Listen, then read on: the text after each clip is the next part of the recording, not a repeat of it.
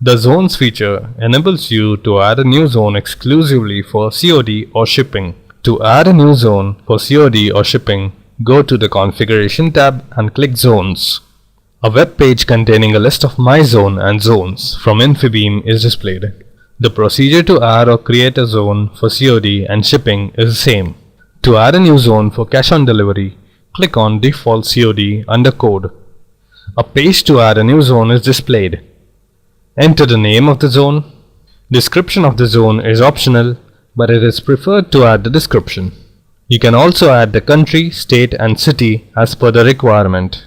Zip code can be uploaded in bulk. For bulk upload, upload a text file with one zip code per line.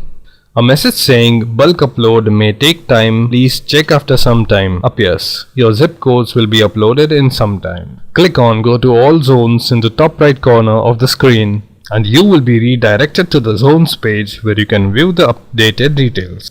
To create a new zone, go to the Zones page. At the bottom of the page, there is a field to create a new zone. Enter the code of the zone, which has to be its unique identifier to avoid any discrepancies. Write the name of the zone and click on Create Zone. A message saying Zone successfully created, please add some locations to use it is displayed.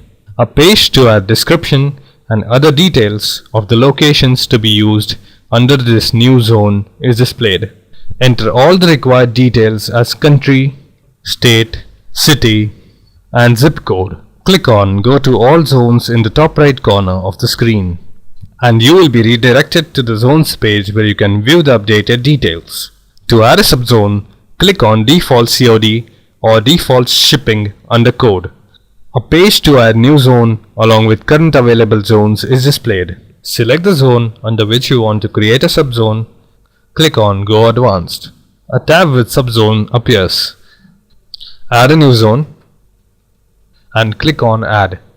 You can also add the country, state and city as per the requirement.